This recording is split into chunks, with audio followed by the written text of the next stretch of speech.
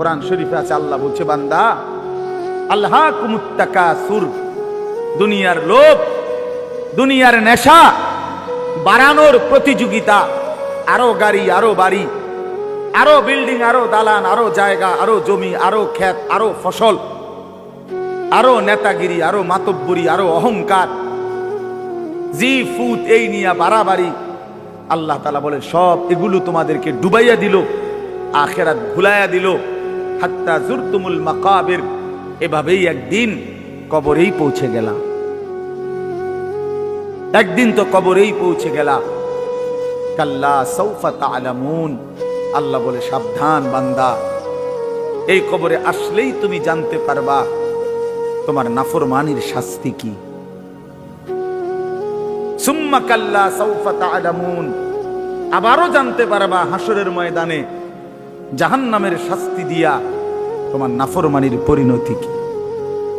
দুইবার বলছেন আল্লাহ, একবার বলছে কবরে জানতে পারবা তোমার নাফরমানির শাস্তি কি, আরেকবার জাহান্নামে জানতে পারবা হাসরে তোমার নাফরমানির শাস্তি কি। সামান্য কয়টা বুট বেচতে বেচতে বেচারা এক ওয়াক্ত নামাজ পড়ে না। কদ্দুর চা বেচে, দুইটা বন বেচে, বেচারা এক ওয়াক্ত নামাজ পড়ে না। একটা অটো চালায়, নামাজ পড়ে না। একটা সিএনজি চালায়, নামাজ পড়ে না। 12,000 14,000 টাকার একটা বেতন, এই কদ্দুর চাকরি করে, এটুকুর জন্য একটা নামাজ, একটা সেজদা দেয় না আল্লাহকে। হায় রে নাফরমান, কি পাইয়া আল্লাহরে ভুলে গেল। এই একটা বুটমুড়ির দোকান,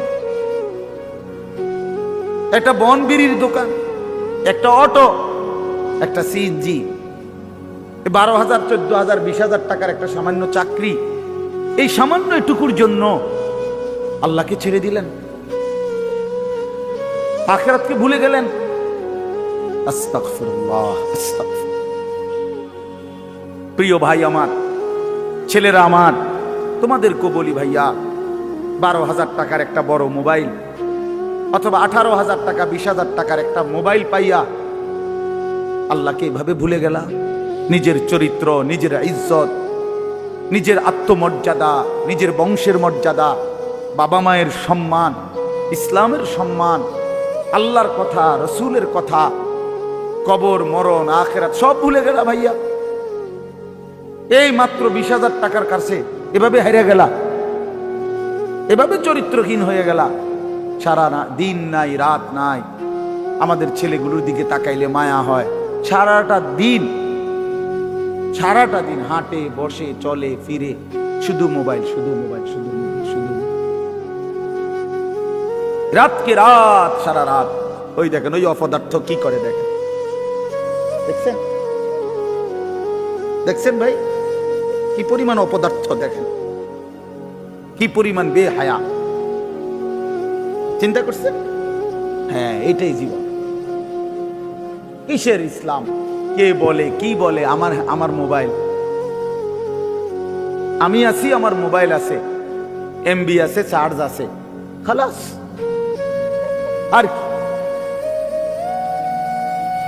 আর কি বলে? এই অসভ্যতার শেষ কোথায়? এই নোংরামির শেষ কোথায় বলেন? আমাদের এই প্রজন্ম গিয়ে থামবে কোথায়? 12 বছর 14 বছরের ছেলে যদি দিন রাত এভাবে মোবাইল ব্যবহার করে, তার ভবিষ্যৎ কি?